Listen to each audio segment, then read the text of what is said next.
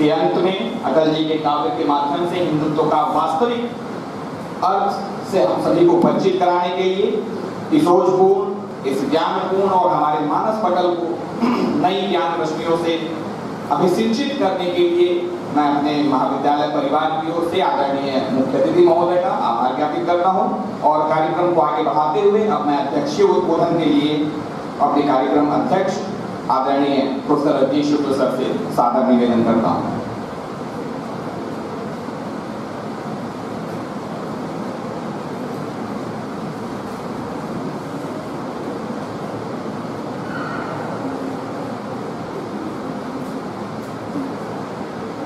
अभी मैं सुन रहा था कि सुधांशु जी ने अपने गौरव की दास्तां को विराम शायद इसलिए दिया है कि इतिहास में नहीं रहना है, इतिहास के संग चलना है। आजादी का अमृत काल और उसके पंच प्रण, उन पंच प्रणों के माध्यम से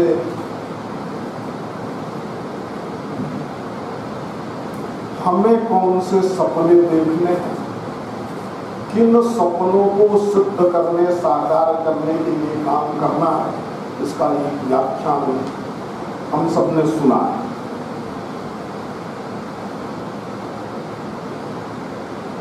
प्राचार्य जी की ओर मैं देख रहा था और मुझे मालूम है कि इस कार्यक्रम के बाद आप सबकी कक्षाएं हैं, इसलिए बहुत लंबी कोई बात नहीं कहूंगा, पर वो वर्धा से चल करके आया हूं तो कुछ तो कहना ही पड़ेगा, नहीं तो सुधांशु भी नाराज हो जाएंगे मेरे ऊपर।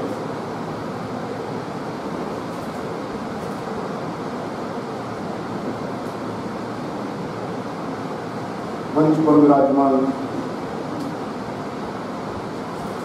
स्वाभाविक तौर पर युवा पीढ़ी के लिए जो राजनेता, ऐसे राजनेता के रूप में कहूं तो मुझे फिर प्लेटों में वो शब्द दिखाई दे रहा है, मैं राजर्ष भी नहीं कहना चाहता हूँ, स्कॉलर स्टेटमेंट की बात, स्टेट्समैन की बात प्लेटो। एक राजनेता को एक दार्शनिक भी होना चाहिए, सपने देखने वाला। वैसा ही एक राजनेता हम लोगों के बीच बोल रहा था, जो प्रवक्ता नहीं भाष्यकार है, ऐसे सुधांशु त्रिवेदी जी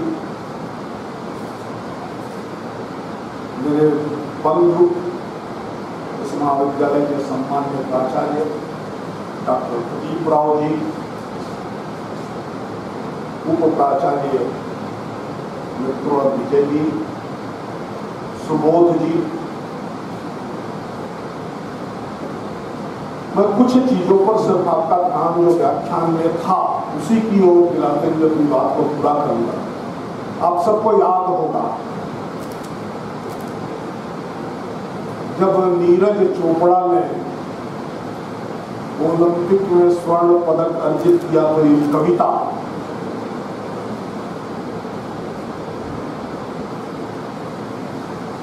वो वाहिद की बड़ी प्रचलित हुई थी, तू भी राणा का वंशज है, एक जहां तक भागा जाए। उसकी पहले वाली पंक्ति तो काट दी गई थी जानबूझ करके, युद्ध कहां तक टाला जाए, द्वंद्व कहां तक पाला जाए, तू भी राणा का वंशज है, एक जहां तक भागा जाए। अमृत काल के पूर्ववर्ती वर्षों की चर्चा करते हुए इन्हीं दो बातों की तरफ हमारा संकेत भारत के 75 वर्षों के इतिहास के बड़े कालखंड की तरफ सुधांशु जी कर रहे हैं। हम द्वंद्व में फंसे हुए देश, कभी दाएं हाथ वाले की ओर रहना है कि बाएं हाथ वाले की ओर रहना है, इसका द्वंद्व था।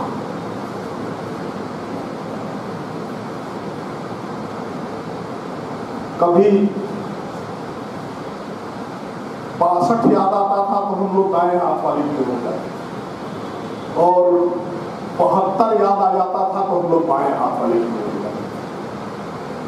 भारत में 2 बड़े युद्ध लड़े थे, उन दोनों युद्धों में एक बार अमेरिका हमारे लिए कुछ आश्वासन के वचन कह रहा था, दूसरी बार रसिया कह रहा था। अर्थात हमारी स्थिति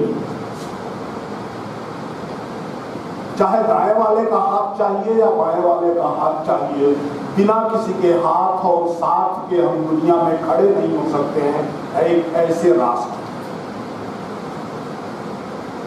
लेकिन अभी दाएं बाएं दोनों हाथ वाले लड़ रहे हैं यूक्रेन में, और दाया वाला भी चाहता है कि भारत हमारे साथ हो जाए और बाया वाला भी चाहता है भारत हमारे साथ हो जाए। ये बदली हुई परिस्थितियों का भारत है,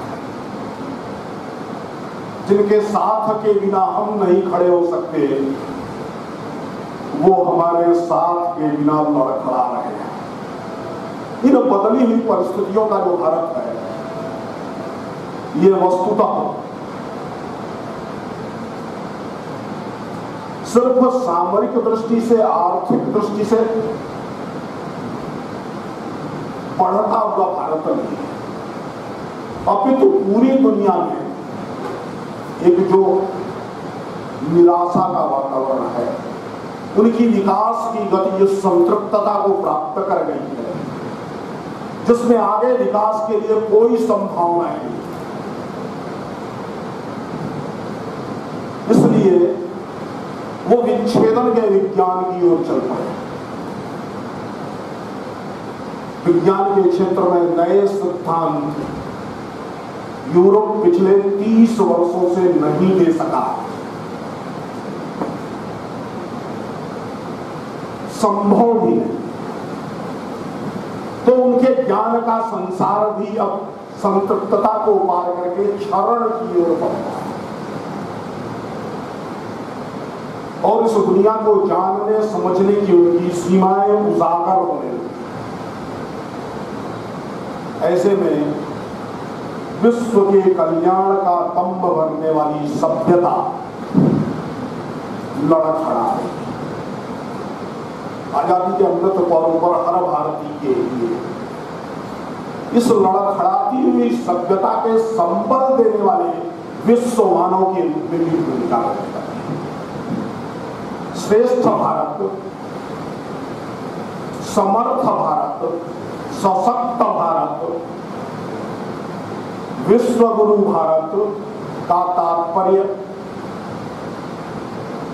संपूर्ण विश्व के लिए नई अवधारणाओं को गढ़ने का, और ये नई अवधारणाएं गढ़ी जाती, वही जिनके बिना हम चल नहीं पाते, जो हमारे बिना लड़खड़ा रहे हैं। ये जो परिस्थिति आई है सामान्य परिस्थिति नहीं, और यह हर भारतवासी के अंदर यह सामर्थ्य तो था कि वो कुछ कर दिखाए, लेकिन वो कुछ कर दिखाए इसके सपने देखने वाले नेतृत्व का अभाव। नेतृत्व प्राप्त हुआ, एक ऐसा नेतृत्व प्राप्त हुआ जिसको भारत में विश्वास है, एक ऐसा नेतृत्व प्राप्त हुआ जिसको भारत का बोध, इस बोध और विश्वास बदला हुआ भारत दिखा। ये बदले हुए भारत की शुरुआत की बात करें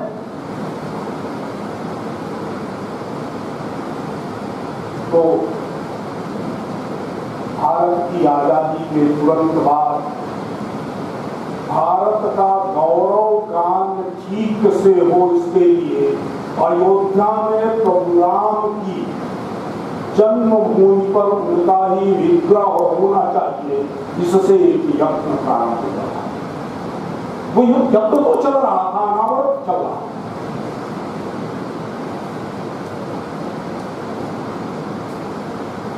वह यत्न इसलिए नहीं था कि सिर्फ एक भगवान राम का मंदिर बना, अब इसलिए था भगवान राम के माध्यम से भारत की मर्यादा, भारत की संस्कृति, भारत के लोगों की शक्ति, हर भारतीय की शक्ति, और भारत विश्व की समाज व्यवस्था को बेहतर क्या दे सकता है, इसकी पहचान होने लगी। कहा कि अपने में विश्वास सबको करना, भारत में विश्वास सबको करना है। जब तक भारत में विश्वास नहीं है तब तक भारत का बोध नहीं होगा। और भारत में विश्वास होने के लिए आवश्यक है कि भारत के इतिहास की अनादि सांस्कृतिक परंपरा, श्रेष्ठ परंपरा है, उससे परिचय हो और उसके प्रति आस्था का करना हो। ये सिर्फ 15 अगस्त 1947 को सेंट्रल असेंबली के हाल में ही भाषण नहीं हुआ था we are nation in making, बल्कि मनमोहन सिंह जी जब भारत के प्रधानमंत्री थे तो सुधांशु जी मुझे करेक्ट करेंगे, और उस समय गृह मंत्री थे चिदंबरम, दोनों को कांग्रेस काया मिला था। एक को ऑक्सफोर्ड से मिला था, एक को कैम्ब्रिज से मिला। बस मैं स्पष्ट नहीं हूं किसको ऑक्सफोर्ड से मिला था, किसको कैम्ब्रिज से मिला। दोनों ने उसके धन्यवाद ज्ञापन का एक भाषण दिया था। दोनों भाषण का टेक्स्ट एक ही, यह वही टेक्स्ट है जो 1947 में दोहराया गया था, अभी उससे आगे बढ़ करके दोनों ही भारत के बड़े राजनेता, प्रधानमंत्री और गृह मंत्री ब्रिटिशर्स के प्रति आभार ज्ञापित करते हैं कागज की एक ऐसी डिग्री के बदले में जिससे अगर नौकरी की उनकी उपरौती मांगने जाते हैं तो किसी भी नौकरी में भरी नहीं जा सकती थी, सिर्फ दीवार पर टांगी जा सकती थी। उस ऑनरिस काया मानद उपाधि जिसको अपने हाथ से अपने नाम के आगे लिखा भी नहीं जा सकता है, उस डिग्री को प्राप्त करके उन्होंने धन्यवाद ज्ञापन किया था। वही था, अगर हम आपके प्रति भारतीय बहुत आभारी, यदि आप ना आए होते तो भारत एक नहीं होता, आप ना आए होते नहीं होती, जेल भी नहीं होती, आप ना आए होते तो हॉस्पिटल नहीं होते, आप ना आए होते तो हम ज्ञान की रोशनी से महरूम रह गए। वस्तुतः यह उनको मालूम नहीं था, ये नहीं, अभी तो गोरी चमड़ी और विदेशी डिग्री के मोह से ढका हुआ जो भारत था, उस भारत का नेतृत्व इस प्रकार की ही बात होना। आज भारत उस मोह से मुक्त था, न तो उसे गोरी चमड़ी वालों की श्रेष्ठता का भ्रम है, न विदेशी डिग्री की विशिष्टता का। हमने इस देश के नौजवानों के बल पर, इस देश के युवाओं के बल पर, इस देश के ज्ञान विज्ञान के बल पर, जिसमें बहुत सारी उपलब्धियों की चर्चा अभी सुधांशु जी ने आप की है, मैं दोहराना नहीं चाहता। बदलता हुआ भारत, जीतता हुआ भारत, विश्व का नेतृत्व करने की क्षमता की अनवरत घोषणा करता हुआ भारत दिखाया। और सिर्फ हम विश्व का नेतृत्व करने वाले नहीं हैं, आजादी का जो आंदोलन था, उस आंदोलन का जो सबसे बड़ा सपना था, वो सपना था हर हाथ को काम होगा, हर खेत को पानी होगा, हर झोपड़ी में रोशनी होगी, हर बच्चे के पास किताब होगी, उसे पढ़ाई के अवसर, और हर घर में दोनों वक्त चूल्हा जलेगा। छोटे छोटे सपने, ये बड़े सपने नहीं। एक समृद्ध देश को लूट करके इस परिस्थिति में ले आया गया था कि आजादी की लड़ाई का बड़ा सपना देखने वाले भारत के नागरिकों के लिए इससे बड़े सपने नहीं देख पा रहे। और सच कहा जाए तो हम इसको ठीक दिशा में तो 2010 तक नहीं, 2014 तक नहीं प्राप्त कर सकते। हर गांव को जोड़ने के लिए सड़क नहीं थी, हर नल में, हर घर में नल आज भी नहीं है, 2026 तक मिल जाएगा। ये विश्वास चलता है क्योंकि बहुत कम प्रतिशत का है पीने का पानी जिस देश में सबको न मिल पाता। हर बच्चे को स्कूल जाने के अवसर इसलिए मुहैया नहीं हो सकते कि उनके स्कूल नहीं थे, भले हमने अधिनियम शिक्षा के अधिकार का पारित कर दिया। हर घर में रोशनी हो नहीं सकती थी क्योंकि हर गांव तक बिजली नहीं पहुंची। हर गांव तक खंभे पहुंचाने की कोशिश तो की गई थी, लेकिन कहीं कहीं तार भी लग गए थे, लेकिन उनका करंट नहीं था। इन परिस्थितियों से अगर देश 8 वर्षों के अंदर बाहर निकल आ सकता है तो ये सिर्फ एक सरकार से नहीं होता, ये एक ऐसे नेतृत्व से होता है जो भारत के हर नागरिक के अंदर भारत के लिए वह श्रेष्ठतम कर सकता है, उसे करना ही चाहिए, और जो वो श्रेष्ठतम कर सकता है उसको किए बिना नहीं रुकेगा, इसका विश्वास जगाना। ये विश्वास बहुत महत्वपूर्ण है।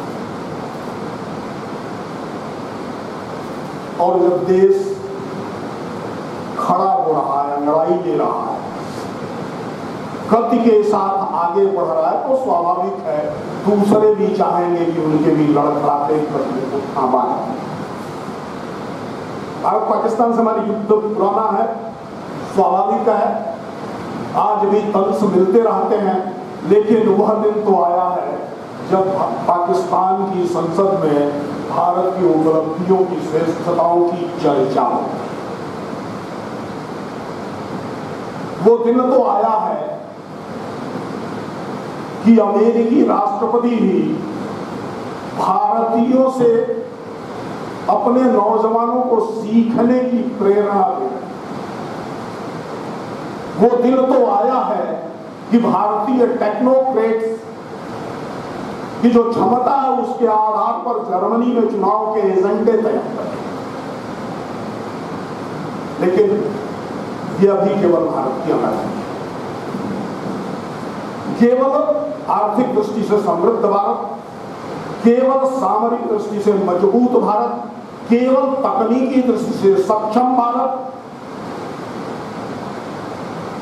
बहुत सारे रास्ते हो सकते हैं। यह भारत की भवितव्यता नहीं है और भारत के महानायकों का सपना नहीं। सपना तो वो था जो पूज्य अवैधनाथ जी ने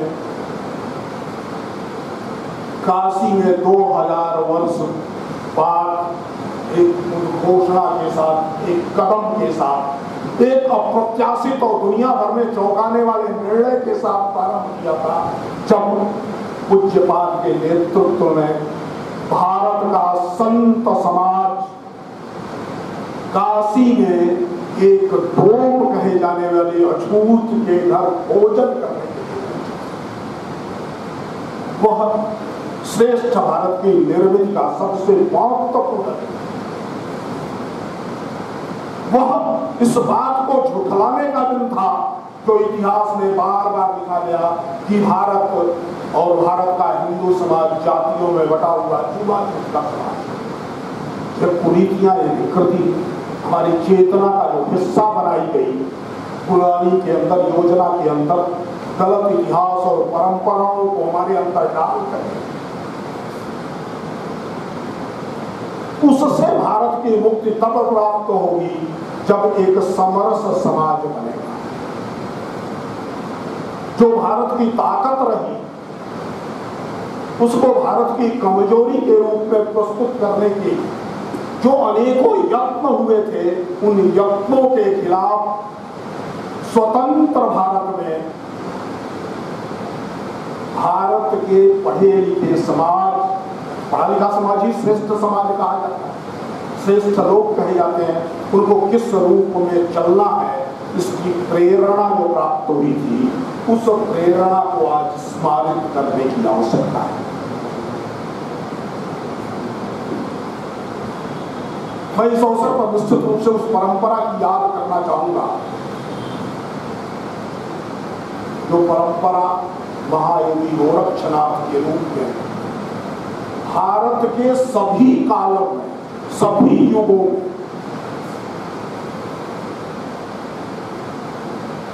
योग के साधना के योग और साधना के माध्यम से सेवा के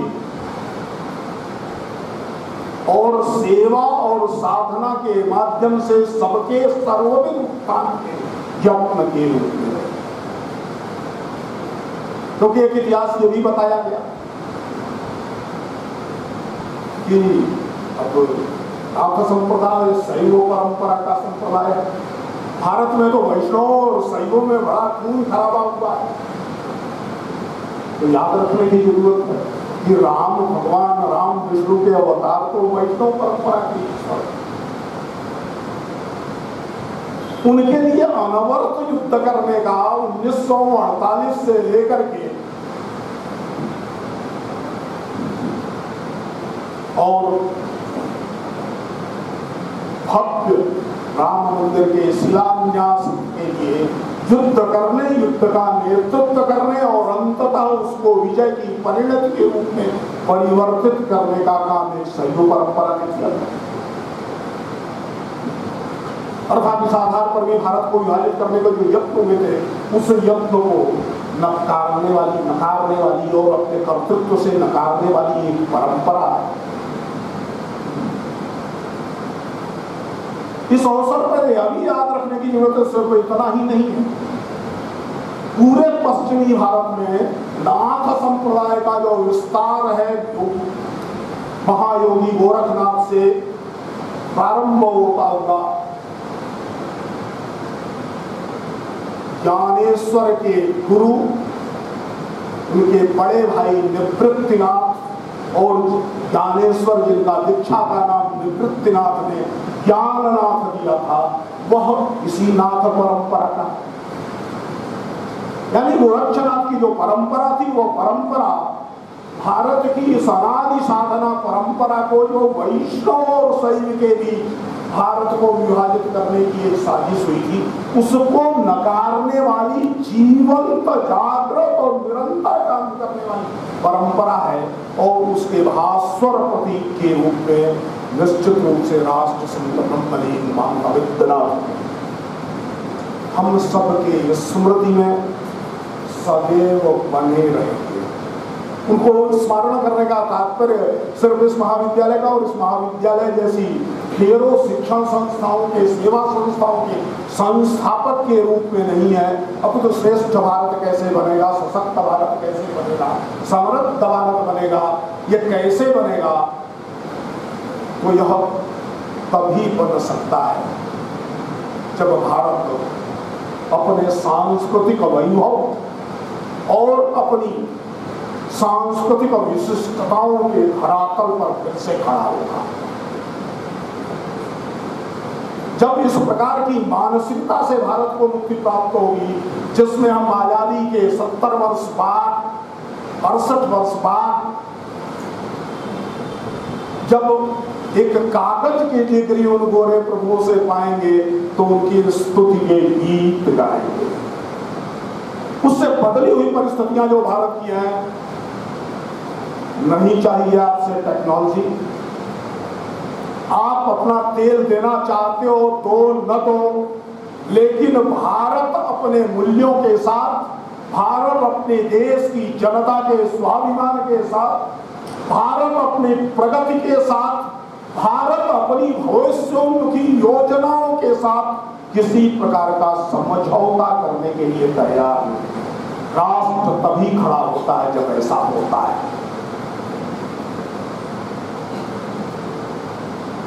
और ये खड़ा कब होता है? जब अपनी संस्कृति के प्रति गौरव होता है, जब अपनी भाषा के प्रति गौरव होता है,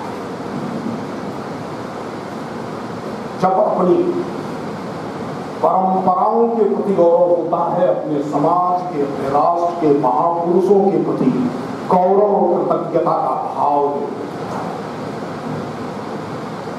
इसलिए महान कौन उस पर एक संकेत मात्र आपके साथ आया था।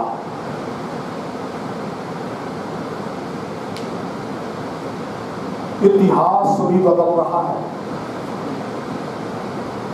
इतिहास में जो धूल फेंकी गई थी, वो धूल साफ हो रही है।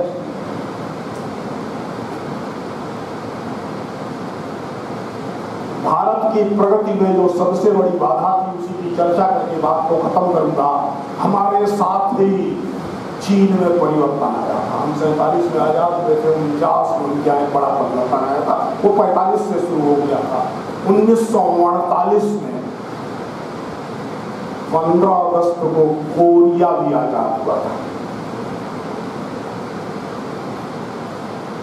जापान में भी जापान के युद्ध के समाप्ति के बाद जो आजादी का दिन मनाया जाता है वह भी 15 अगस्त 1946।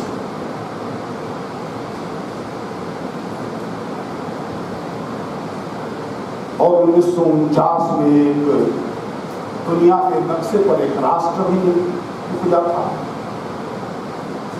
जिसको आज कहा जाए तो उसके लोगों को ही दुनिया में सबसे ज्यादा नोबेल पुरस्कार मिल रहे हैं। दुनिया में सर्वाधिक पेटेंट कराने वाले राष्ट्र के रूप में इजराइल। इन सब के बीच साझा क्या है? ये सब समाप्त हो गए, राष्ट्र के रूप हो गए। हम जब आजाद हुए थे 1947 में तो सारे शोषण के बाद भी दुनिया के 10वें नंबर के औद्योगिक राष्ट्र।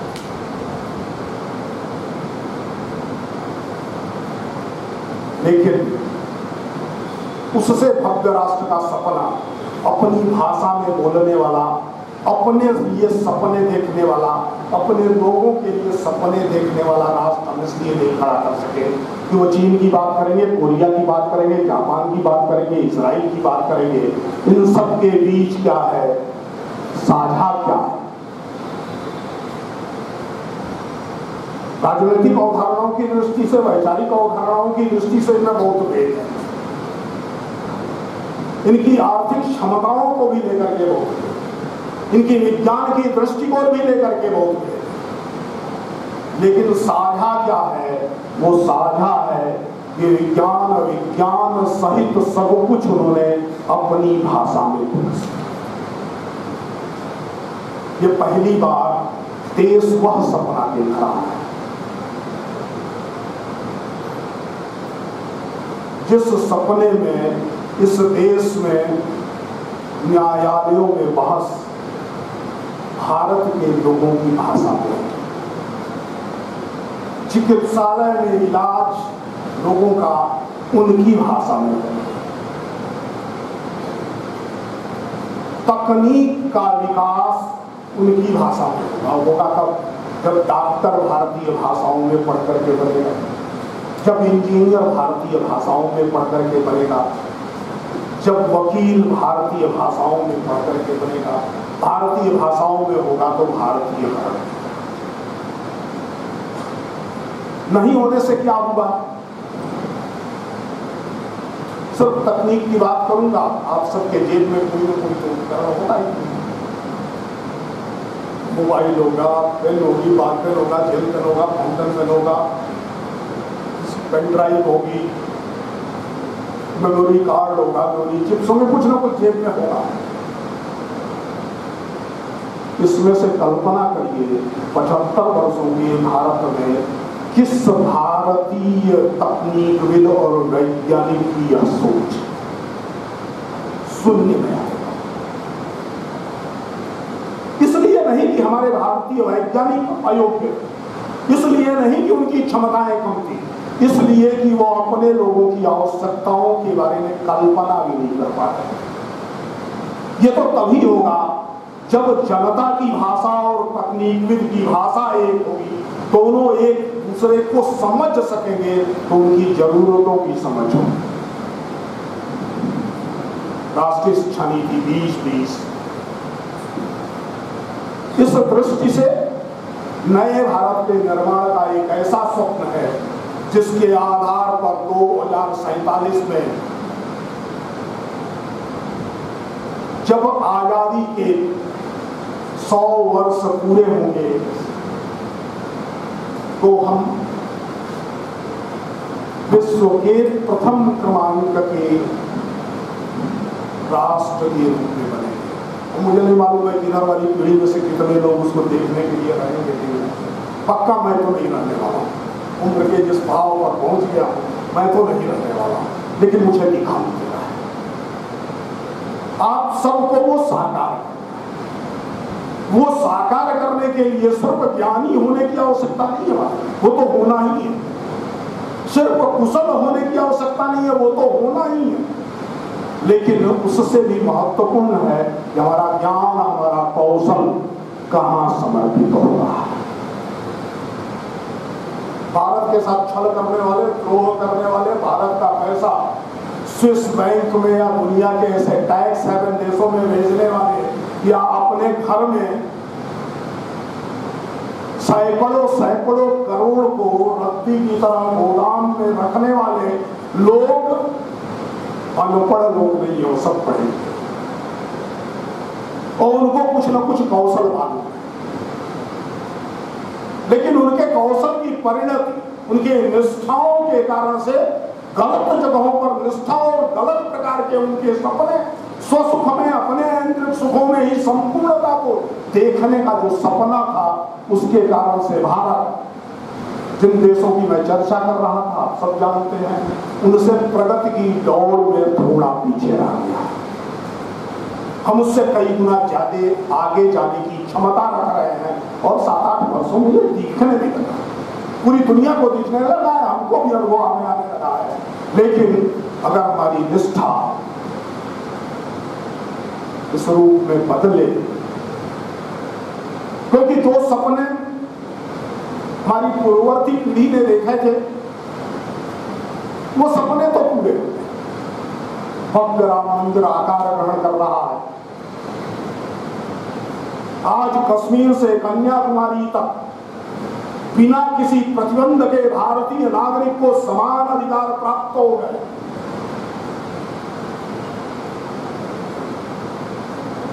आज देश के अंदर कोई ऐसा हिस्सा नहीं है जहां तिरंगा फहराया जाने पर किसी को गोली मारी जा रही है।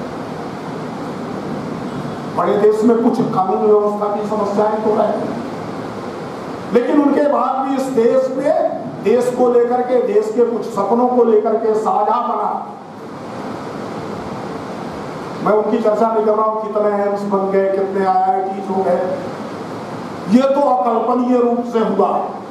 गोरखपुर को भी एम्स का अनुभव होने लगा है, इसकी कल्पना ही नहीं हो सकती। लेकिन उससे महत्वपूर्ण है क्या यह जज्बा देश के अंदर जो भरा जाना था, जो आजादी के अंदर, आजादी के लिए लड़ रहे हमारे महान नेताओं ने, हमारे क्रांतिकारियों ने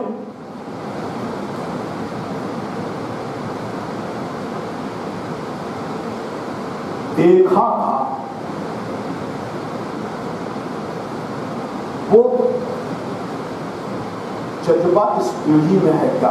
मैं आपसे सिर्फ बता रहा हूं कि अब वो समय तो गुजर गया कि भारत के लिए मरने का अवसर प्राप्त होगा। सिर्फ सेना में कुछ होंगे और कभी होगा। आज भारत से लड़ने की कोई हिम्मत नहीं कर पा रहा, इसलिए शायद उसके भी अवसर नहीं आएंगे। कभी कभी कुछ आतंकवादी घटनाओं में आ जाए तो आ जाए, तो देश के लिए मरने के अवसर तो कम हो गए। वो महान अवसर हम में से बहुत कम लोगों को प्राप्त होगा, 1% से कम लोगों को प्राप्त होगा। लेकिन एक अवसर है इस देश के लिए जीने का। ये अमृत पर्व युवा पीढ़ी के लिए अपने कैरियर के निर्माण के सपने देश के कैरियर के साथ जोड़ करके देखने का, आपको पढ़ने का, आपको पढ़ने का और आपकी पढ़ाई का आपके जीवन में और इस देश के जीवन में दोनों में उपयोग हो सके, ठीक ढंग से उपयोग हो सके। इसके लिए जरूरी है कि आप ज्ञान और कौशल के साथ भारत की सांस्कृतिक परंपरा के गौरव से, भारत की धर्म परंपरा की विशिष्टताओं से परिचित भारतीय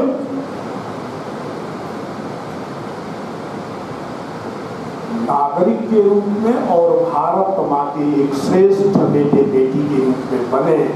शायद यह संकल्प हम सबके लिए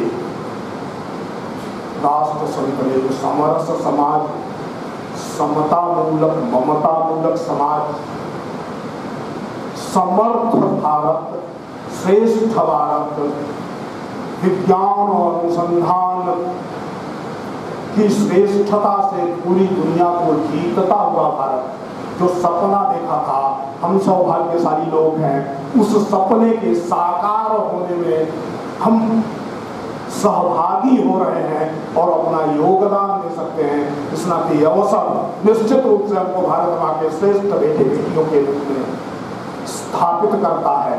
इसके लिए आप सबकी आह्वान करते हुए, आप सबका नम्र निवेदन करते हुए कि आपका जो कैरियर है वो आपके लिए ही नहीं है, इस देश के लिए भी है। और ये जो देश है वो कुछ लोगों से नहीं बनेगा, वो आप सबसे बनेगा। इन दोनों को आप समझते हुए निश्चित रूप से इस पुण्य अवसर पर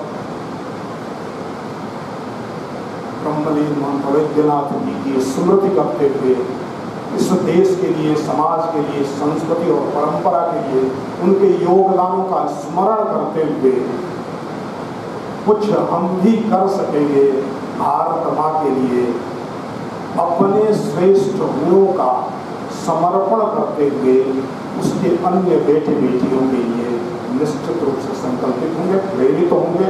एक ऐसा व्याख्यान हुआ है जिसमें सपने थे, जिसमें सपने कैसे साकार हो रहे हैं, भारत के आम आदमी के सपने, भारत की सामूहिक चेतना के सपने, भारत के सामर्थ्य के अनुरूप देखे गए सपने ये हमने सुना है। और इस व्याख्यान के बाद आप इसको बुनेंगे, इस विश्वास के साथ अपनी बात करें।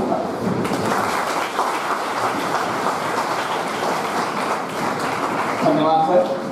ईश्वर से इस प्रार्थना के साथ कि राष्ट्रीय शिक्षा नीति 2020 के परिणामों को न सिर्फ हम देख सकें बल्कि इसकी जमीनी क्रियान्वयन को देखते हुए हमारी अगली पीढ़ी को भी आप दिशा निर्देश दे सकें। मैं आपके व्याख्यान के लिए बहुत बहुत धन्यवाद देता हूं और हमारे यहाँ पर महाविद्यालय विद्यालय के संस्थापक राष्ट्र संत ब्रह्मलीन महंत अवैधनाथ जी महाराज की पूर्ण स्मृति में आयोजित अनवरत 16 वर्षों से चल रही इस सप्तदिवसीय व्याख्यानमाला के मुख्य अतिथि के रूप में उपस्थित मुख्य वक्ता श्रद्धेय डॉक्टर सुधांशु त्रिवेदी जी, इस समारोह के अध्यक्ष प्रोफेसर रजनीश जी, उप प्राचार्य डॉक्टर विजय चौधरी जी, संचालक सुबोध जी, उपस्थित भाइयों और बहनों, आज के इस उद्घाटन समारोह से प्रारंभ यह सप्तदिवसीय व्याख्यानमाला प्रतिदिन आपके कक्षाओं से 10 मिनट बचाकर आयोजित की जाती है। आज आपका एक कक्षा और जा रही है इस व्याख्यानमाला के कारण, एक पीरियड कम चलेगा।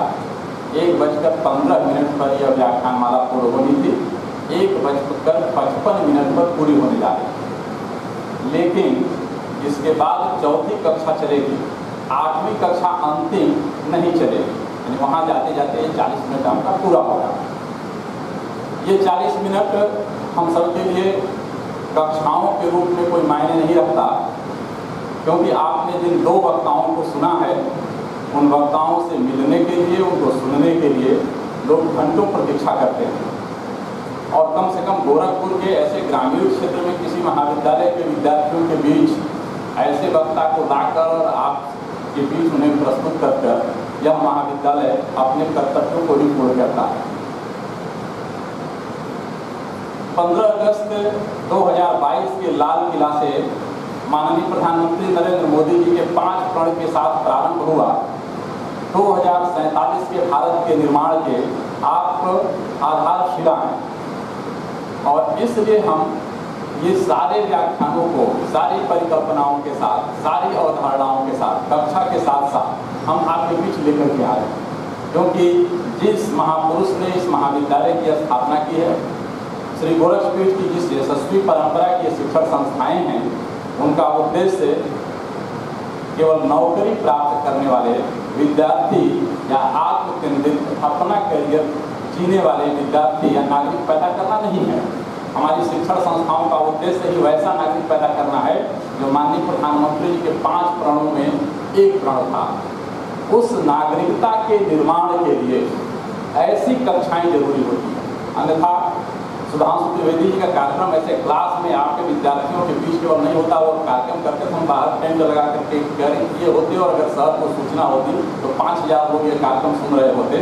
लेकिन उस मोह को छोड़कर हम आपके बीच क्लास के रूप में आपको लेकर आए हैं। सुधांशु त्रिवेदी जी दिल्ली से सुबह चले हैं, सीधे एयरपोर्ट से कालेज आए हैं।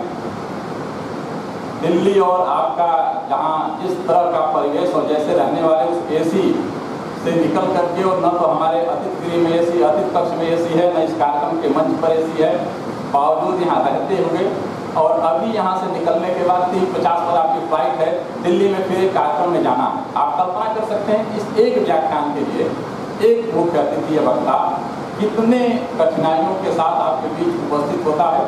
रजनीश जी वर्धा से नागपुर से चलते हैं, कल शाम को लखनऊ पहुँचते हैं, 3 घंटे तक लखनऊ में रुकते हैं, फिर ट्रेन पकड़ करके सुबह गोरखपुर आते हैं और आकर के आपके कार्यक्रम में हैं और इस एक व्याख्यान के लिए वो आते हैं। ये 2 व्याख्यान और आज से प्रारंभ हुए जो आगे के आपके व्याख्यान हैं, ये आपके लिए, भारत के लिए, 2047 के भारत के लिए हमारा धर्म था, हमारा कर्तव्य है। इसलिए उस दिशा में हम निरंतर प्रयत्नशील हैं। भारत माता की जय। वंदे मातरम।